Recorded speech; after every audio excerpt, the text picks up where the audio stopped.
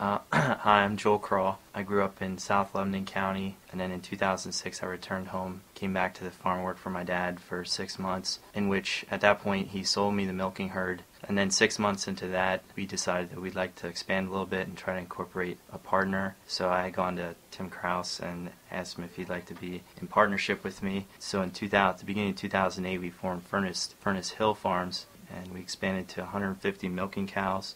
We milk 3 times a day. My name is Tim Krause. I'm Joel Krall's business partner. I first met Joel at Penn State, where we both majored in animal science, and after graduating in 2006 I came back to Lebanon County and worked on a 250 cow dairy for about not quite a year, and at that time Joel asked if I would be interested in coming onto his farm and forming a partnership that would allow me to build up some equity in the form of cows to kind of get a start dairy farming, and that was a goal or something that had always kind of looked a dream of mine, and this was a way for me to accomplish that. We buy all our feed, our forages from my parents. We buy some corn and supplement from off-farm sources, and we rent the facilities from my parents. And we originally were buying heifers as they calved in until we owned all the heifers. As they calved, we owned those heifers, and then after 2 years, then we pretty much owned all the heifers. So technically, my parents actually work for us, but we don't really boss them around too much. No. They're good employees. And even my siblings are involved. I have a brother and a sister that are in high school, and they both help out on the farm. The constant thing is the whole transition process from my parents to us. It seems like there's some controlling things, like who's in charge of what, and trying to let go, and responsibility being placed in our hands some days causes some stress. And I wouldn't say communication is Tim and myself is our strengths. We're actually both of us very good dairy-minded guys, and communication isn't up there in our strengths, but some we have to work on. And overall, the transition process has gone well. Actually, I think having Tim come onto the operation and having someone that's not family has definitely helped just kind of keep everything in reality, I guess, maybe. There's good days and there's bad days, but I can't complain too much so far. I mean, it's going really well. Because we buy all of our feed, and we are highly leveraged, we're at more risk than someone that's established, than a dairy farm that's established. And that was one of the reasons why back in July of 2008, when corn hit $8 a bushel, it was a large chunk of our milk check. Even though our milk check was fairly large at the time, because milk was at $20, corn was at $8, so it was a fairly large percent of our milk check, and we wanted to try to protect ourselves from that, just in case if things would change and corn went back up to $8 and milk wasn't at $20. And then we had learned from our ag vet had a meeting about the LGM for dairy.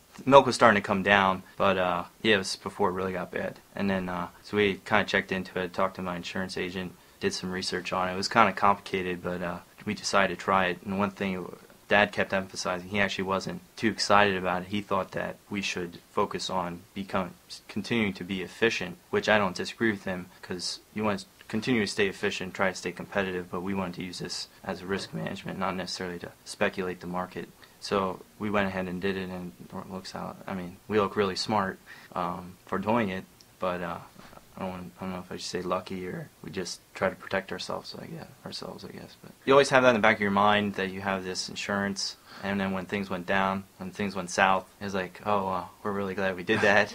Yeah, we did a 10-month contract, which is the longest contract that you can do, and then you can only get paid at the end of when your contract ends. So we started in December, so we only got contract ended in September. We only got paid then, after that. So during that time period, the milk check shrank, everything else stayed about the same or went up. So it got a little tight. Unfortunately, we were working with our banker and our lender, and had a line of credit established already, so it wasn't too bad. But that is one thing with the program. Between the cost up front, it's very expensive up front for the insurance policy, plus if you do long contracts, it doesn't help with cash flow during that time period. So those are two things we kind of learned. Well, mostly that contract thing, the 10-month contract. We probably would do more multiple contracts, but shorter time periods, even though the premiums might be a little higher. It's always nice protecting ourselves. I think this LGM for dairy might be something that we're going to use again in the future. We made it through the worst part, I think, as far as the beginning,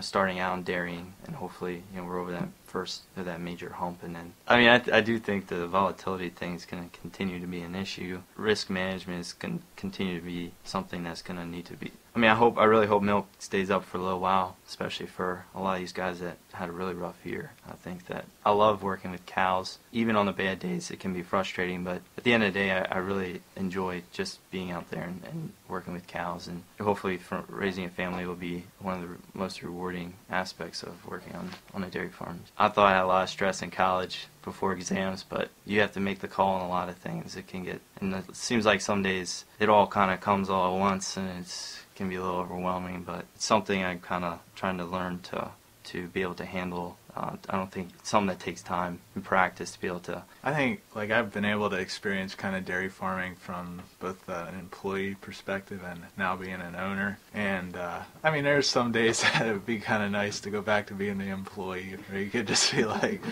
well, that's not my problem. I'm going home. But I think overall it's been really rewarding to work with Joel and his family here, and to be able to have this opportunity to get started in dairying, because unless you're born into it, at least around here, it's very difficult to get started with land prices the way they are, and just the investment that you need to have in facilities. And me and Joel, we have a 5-year partnership agreement. So at the end of that 5 years, hopefully I'll have my cows paid off, and I'll have some options as far as where to go from there. Possibly I could go on my own somewhere, or maybe we'll continue the partnership. But this wouldn't, where we're at right now, wouldn't have been possible if everybody hadn't worked together, and that includes my parents trusting us and giving us the reins, seeing our strengths as far as being able to manage the milking cows in the dairy herd, pretty much handing that over, giving us the reins and taking that over. But then also on our half, we have to show them respect that where they are at, all that work that they had done, got the farm to where it is at this point. And when you say you're going to dairy farm, that's pretty much saying that you're going to dedicate pretty much whatever part of your life is you're going to dairy farm, you're going to dedicate to dairy farm, because it's not an 8 to 5 job. And sometimes for me, I don't show respect all the time, and I don't always talk it out, and see them upset. We got to be able to communicate, and when I talk here, it makes it sound easy, but it's not. And sometimes feelings get hurt and people get upset, and it's something that has to be dealt with tenderly. And we're not perfect. The transition that we've had isn't perfect, but it's been going pretty well. But I think just that the respect for each other is very important. Yes, you won't always agree on everything, but you don't need to allow that to become this huge hang-up. You need to be able to look at what your disagreement is and come to some sort of conclusion and be able to move on. I think another thing with passing on a dairy farm goes back to the whole profitability aspect. If the farm isn't profitable, it's hard to encourage the next generation to come on. It doesn't matter how much they love dairy farming. If they are losing money every year, it's hard to stay involved in dairy farming.